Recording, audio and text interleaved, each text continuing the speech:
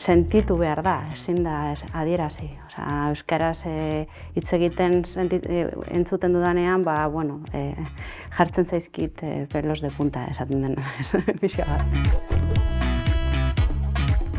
Para mí aprender euskera es algo necesario para estar integrada en esta comunidad, estar más cerca de la gente.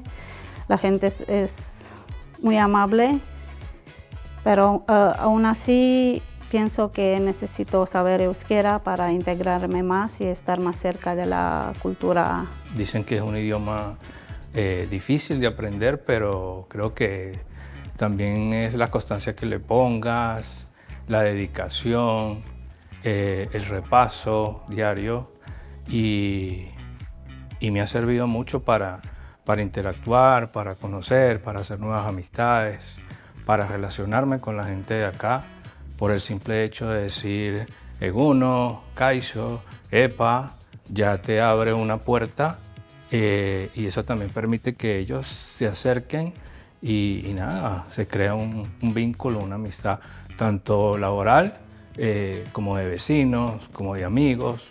A mí me encanta el idioma. Euskara da gure hizkuntza. Da, bueno, nirea, behintzat, eta nire izaeraren parte hartzen du, orduan ez dut galdu nahi, ez dut galtzea nahi.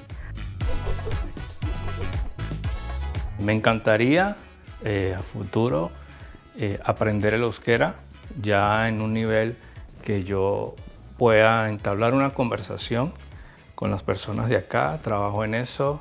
Este año pienso continuar aprendiendo el euskera y me identifico mucho porque vivo aquí, siento que ya estoy en casa.